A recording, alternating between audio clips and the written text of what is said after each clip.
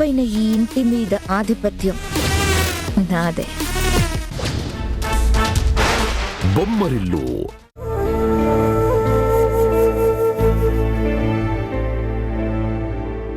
ఒక ఆడదానిగా నాకు ఈ జీవితంలో ఏం దొరికింది? నీకిక్కడ ఏం దక్కట్లేదో అదే కదా వెతుక్కుంటూ వెళ్ళిపోతున్నావు. నేను లేచి నడవడం మొదలెట్టిన వెంటనే నువ్వు అదంతా చేయలేకపోతున్నావనే బాధ. ఇంతసేపు ఏ కుక్క గురించి ఆలోచిస్తున్నావే? మనసు బాగున్నప్పుడు నాకు నచ్చ చెప్పక్కర్లేదు, అట్లీస్ట్ నొప్పించకుండా ఉండొచ్చుగా. అయ్యో ఎవే అసలు ఎవరిని అనుకుని నీ మనసు కొట్టుకుంటోంది? నీ అలవాట్లో ఉన్న ఏ మొగోడే నీ మనసు బాధపడేలా చేసింది? మనసుకి నచ్చిన వారే కదా మనసుని బద్దలు కొట్టగలరు. అది ఎవరని అడుగుతున్నానే. ఎవరని చెప్తే మీరు మాత్రం ఏం చేయగలరు? ఎవే మీ వల్లే కాదు, ఈ లోకంలో ఎవరూ సరిచేయలేని గాయం అది. జీవితం ముగిసే వరకు నేను మనసులోనే భరించాల్సిన బాధ అది. నా బాధ ఏమిటో మీకేం తెలియక్కర్లేదు.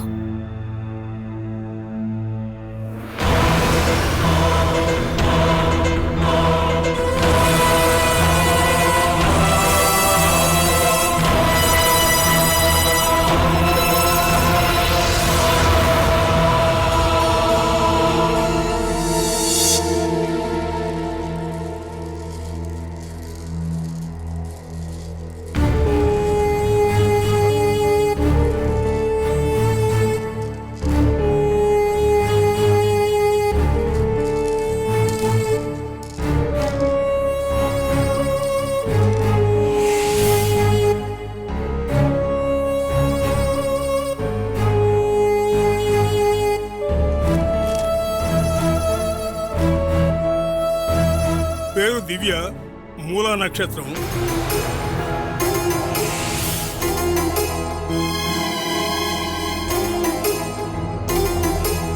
ఇప్పుడిక్కడ అమ్మాయి 6వ గురుస్థానం అబ్బాయికి, అబ్బాయి 8వ గురుస్థానం అమ్మాయికి ఉంది. అందువల్ల ఏదైనా దోషం ఉంటుందంటారా? ఇది చాలా అరుదుగా ఉంటుంది. ఇది జాతకాలోకెల్లా అతిపెద్ద దోషం అన్నమాట. దీన్ని సతస్తమ దోషం అంటారు. వాళ్ళు కూడా జాతకాలు చూపించారు, దోషం లేదని చెప్పారండి. ఊరికే జాతకాలు చూసి మనం ఏమైనా చెప్పచ్చు. పుట్టిన నక్షత్రం, పుట్టిన సంవత్సరాన్ని బట్టి నేను సరిగ్గా లెక్క చూసి ఇవన్నీ చెబుతున్నాను. ఎలా పడితే అలా జాతకాలు రాయించడానికి ఊళ్ళో ఎంతో మంది ఉన్నారు. వాళ్ళలో ఎవరినైనా పిలుచుండొచ్చు కదా.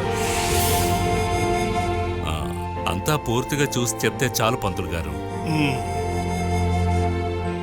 మూల నక్షత్రం, మూలం పూర్వాషాఢం, ఉత్తరాఢంలో కలిసి ఉంది. ఇంకా 8వ స్థానంలో బుధుడున్నాడు.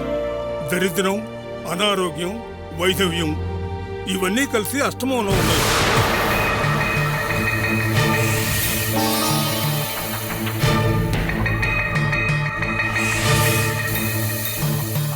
రాజు, ఆదిత్యుడు, బుధుడు ముగ్గురు కలిసి ఒకే లగ్నంలో ఉన్నారు. ఈ లగ్నం అంటే ఏంటి స్వామి? అనవసరమైన విషయాలన్నీ ఎందుకు అడుగుతావు? అడగనివ్వండి. సందేహాలుంటే తీర్చుకోవాలి, లేకపోతే మనసులోనే పెట్టుకొని ఉంటే నేను చెప్పేదంతా ఊరికే తమాషాగా వేళాకోళం ఆడుతున్నట్టుగా ఉంటుంది. చూడమ్మా, లగ్నం అనేది పుట్టిన రాశి. ఇంకా ఉన్న విషయాలన్నీ మీకు అర్థమయ్యేలాగా చెబుతాను. ఇక్కడ ఆడపిల్ల పుట్టిన గడియ 1166, లగ్నం 21, అంటే ఉదయరాశి లగ్నం. సింహరాశిలోనే ఉదయ లగ్నంలో ఏమేమి ఉన్నాయనేది పంచాంగం చూసి తెలుసుకుందాం. అందుకే ప్రతి వారి ఇంట్లో పంచాంగం ఉండాలి అనేది. ఈ ఇంట్లో అది లేదు కదా, నేను తీసుకురావడం మర్చిపోయాను. నాకు పంచాంగం అంతా గుర్తుంది కాబట్టి ఏ సమస్య లేదు.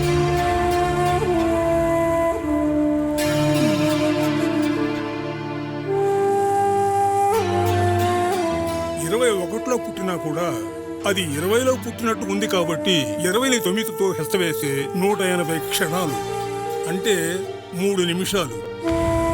కానీ సింహరాశి ప్రకారం చూస్తే ఇది 4 నిమిషాల 59 క్షణాలు ఉంది. దానిలో నుండి 3 నిమిషాలు తీసేయాలి. పోతే 1 నిమిషం 59 క్షణాలు ఉంటుంది. అదే ఆ రోజు సూర్యోదయ సమయం. ఇంకా రాశి విషయానికి వస్తే కన్య, తుల, వృశ్చికం ఇవన్నీ కలిసి ధనుస్సులో వచ్చేటప్పటికి 22 నిమిషాలు 49 క్షణాలు అవుతుంది. కానీ పుట్టింది రెండింటికి, అంటే 20 క్షణాల్లో. అందులో ధనుస్సు రాశి 20 దాకా వచ్చింది. అందుకని జన్మరాశి ధనుస్సు అవుతుంది. లగ్నాన్ని అందులో చేర్చాలి. ఇది సంగతి.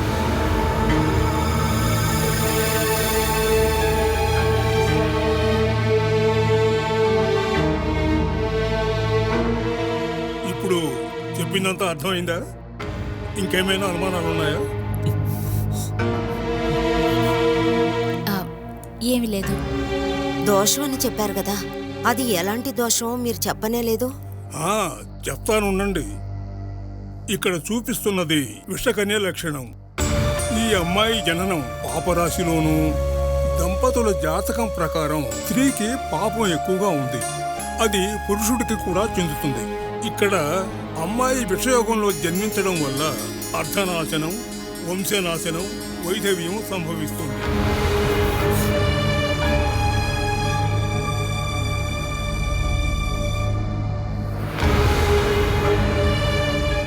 మరి పొంతన లేదా స్వామి?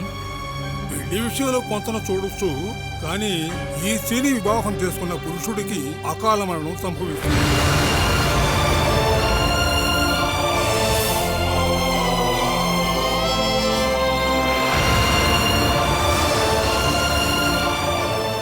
లగ్నం 7వ స్థానంలో పాపగ్రహంలో ఉంది. కాబట్టి ఈ స్త్రీ విధవరాలవుతుంది.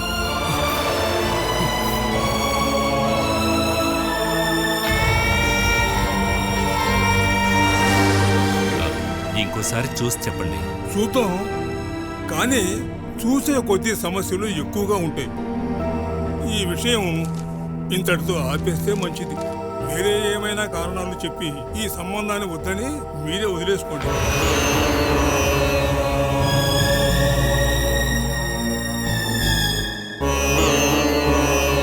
పంతులు గారు చెప్పారు కాబట్టి ఈ సంబంధాన్ని ఇంతటితో ఆపేయడం మంచిది. అందరూ విన్నారుగా.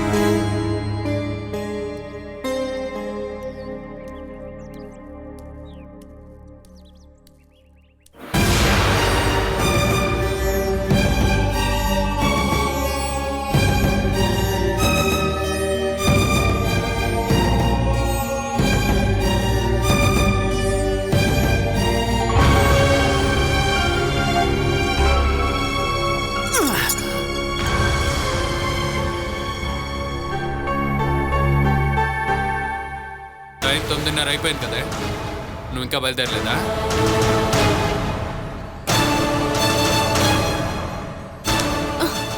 నేను నిన్నేనే అడిగాను. లేదు. లేదా? ఇక ఇక్కడ ఉద్యోగం లేదని చెప్పి వాళ్ళు నన్ను మాన్పించేశారు. హా?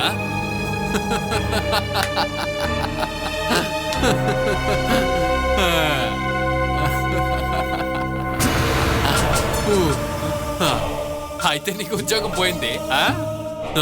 ఒక ఉద్యోగం పెట్టుకుని ఎంత ఆట ఆడావే? నాకు ముందే తెలిసే. తుడుస్తున్న ఓ వ్యక్తిని పిలిచి అకౌంటెంట్ చేస్తే అందులో ఏదో ఒక అర్థం ఉంటుందని. ఏంటే అక్కడ ఉన్న సార్కి నువ్వు బోర్ కొట్టేశావా? ఏంటే ఇప్పుడు నువ్వు మాట్లాడవా? అయ్యో, ఎంత పొగరుగా తిరిగేదానివే. నువ్వే నా ఖర్చులు చూసుకుంటున్నావు, అందువల్ల నువ్వు చెప్పే మాటే నేను వినాలని చెప్తూ తిరిగేదాని కదే. ఇంకెలాగే నా ఖర్చులు నువ్వు చూసుకుంటావు? ఎండావాన తగలకుండా ఉండే ఇల్లు ఉండాలనేదే నా కోరిక. అసలు నీ ఆశలు అది కావే. ఆ ఇంటికి వెళ్ళిపోతే నీకు కావాల్సిన వాళ్ళని నువ్వు చూడలేవు. అందుకే కదా నువ్వు నా పేరు చెప్పుకుని బయటకు వచ్చేసావు. సరే, అలాగే అనుకోండి. ఆరోగ్యం బాగోని భర్త కోసం ఎంతో మందిని కలిశాను. ఏమే ఇప్పుడు బానే ఉన్నారు కదా, అందువల్ల నాకిక ఎవరిని కలిసే పని లేదు.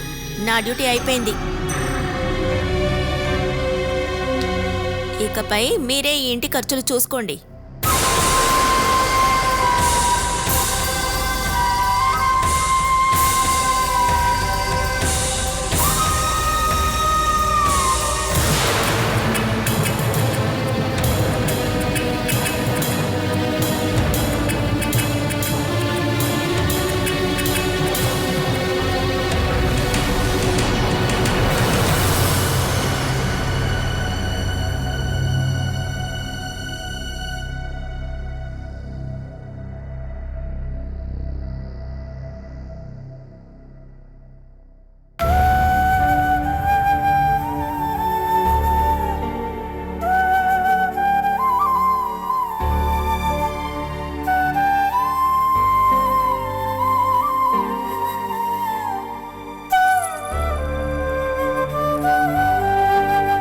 నువ్వేం టెన్షన్ అవ్వకు హరి.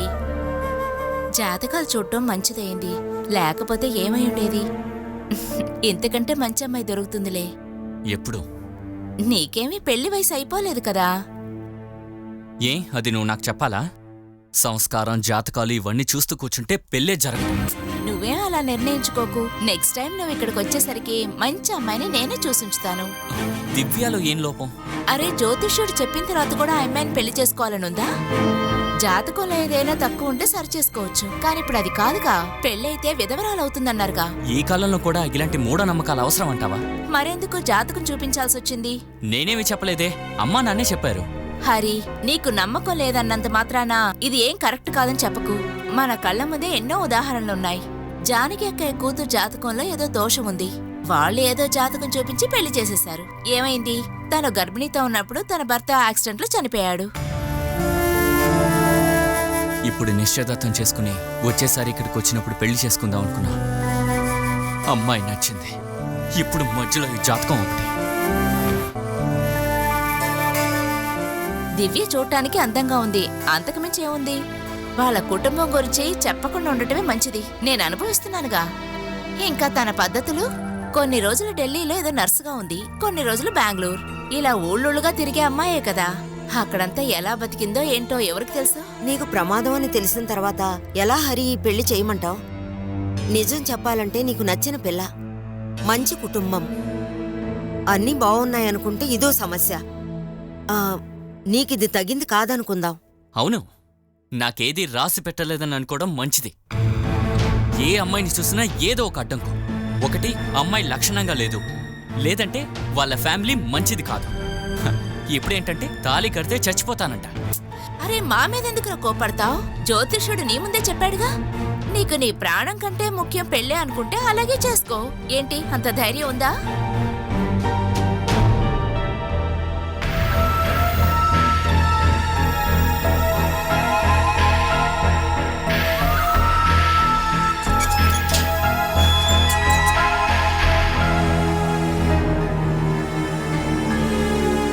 ఇంకా హరి దీని గురించి ఆలోచించడని నేను అనుకుంటున్నానమ్మా. అయినా కూడా ఇలాంటి దోషం ఉన్న అమ్మాయిని మన ఇంటి కోడలుగా చేద్దాం అనుకుంది మీ అత్తగారు.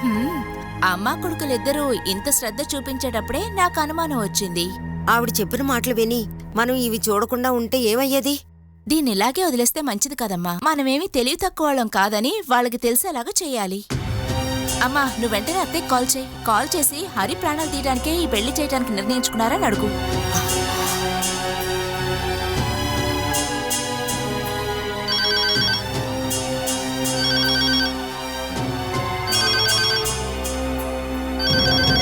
అమ్మా, ఆ ఫోన్ చూడు.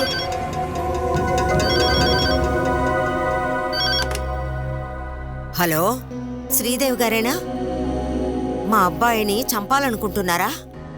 ఎవరు? సుధాలక్ష్మేనా? అవును, అడుగు. మా అబ్బాయికి ఆ అమ్మాయిని ఇచ్చి పెళ్లి చేయాలని మీరంత ఇంట్రెస్ట్ చూపించినప్పుడు దాని వెనక ఇంత కుతంత్రం ఉందని నాకు తెలియలేదు. సుధా, ఇలా అరవకుండా ఏం జరిగిందో అసలు సమస్య చెప్పండి. భర్త బతకూడని జాతకం మీ అమ్మాయిది, అంటే గండం ఉన్న జాతకం. అయ్యో, ఇలా గండం ఉందని ఎవరు చెప్పారు? మేము వాళ్ళిద్దరి జాతకాలు చూపించాం. 10లో 8 పొంతనాలు కుదిరాయని చెప్పారు. 10లో 8 అంట. తన్ని పెళ్లి చేసుకుంటే 1 సంవత్సరం లోపే చనిపోతాడని ఇక్కడికొచ్చి జ్యోతిష్కుడు నారాయణ గారు చెప్పారు. అయ్యో సుధా, మంచి జ్యోతిష్కుడికి చూపించండి. ఈ ఊళ్ళో అందరికీ తెలిసిన జ్యోతిష్కుడు ఆయనే. తప్పుగా చెప్పరు. జాతక దోషం వల్ల పెళ్లి జరిగిన ఒక అమ్మాయిని నా కొడుక్కిచ్చి కట్టబెట్టాలని మీరు అనుకోవద్దు. ఏమైందమ్మా? జయ వాళ్ళమ్మ ఏదేదో మాట్లాడుతోంది. హలో, ఏంటత్తా? మనోజ్, విషయం చెప్పు. మనోజ్, మీ సొంత వాళ్లలో ఒక అమ్మాయిని హరికిచ్చి వాడి జీవితం నాశనం చేయాలనుకుంటున్నారా? అసలు ఇప్పుడు ఏమైందని? పెళ్లి అవగానే భర్త చనిపోయే జాతకం అమ్మాయిది. అలాగా? అవును. అయితే హరి దగ్గర చెప్పండి ఈ పెళ్లి ఆలోచన ఇక్కడితో ఆపేమని. తను ఫోన్ పెట్టేశాడు. మంచిది, ఇది చాలు నాకు. ఎలాగో ఈ పెళ్లి జరగదని తెలిసిపోయింది. ఇలా హరి పెళ్లి జరగకుండా ఉండడం కోసం కావాలని చేస్తున్నారు. వాళ్ళకి ఇష్టం లేకపోతే మనం ఎందుకు ఫోర్స్ చేయాలి? దివ్య వాళ్ళింట్లో వాళ్ళు ఇద్దరు జాతకాలు చూపించినప్పుడు ఎలాంటి సమస్య లేదు. అవే జాతకాల్ని అక్కడికి తీసుకెళ్లి చూపించి ఎందుకు కుదరలేదని తెలుసుకోవాలి కదా. ఈ పెళ్లి జరగకపోని అందుకని ఒక అమ్మాయిని తప్పుగా మాట్లాడడం ఏమన్నా బావుందా? నువ్వు బాధపడకమ్మా, దీని వెనకాల ఏముందో నేను కనిపెడతాను. మనోజ్, నువ్వు భోంచేయకుండా వెళతావా? 11 తర్వాత కదా కాఫీ తాగాను, ఆకలేదు. రే, నువ్వు హరిని పిలిచి విషయం ఏమిటో తెలుసుకో. ఈ విషయంలో తనేమంటాడో తెలుసుకోవాలి. నేను మాట్లాడతాను.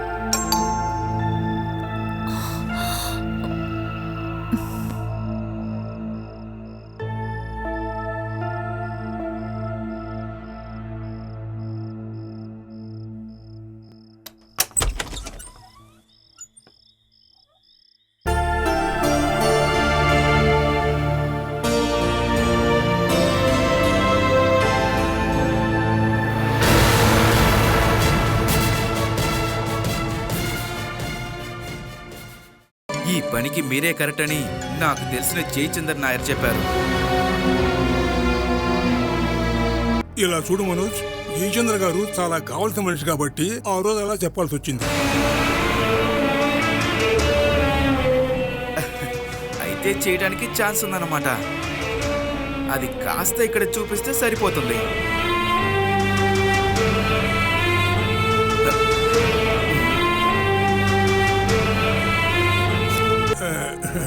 అయినా కూడా మీరు భయపడకండి.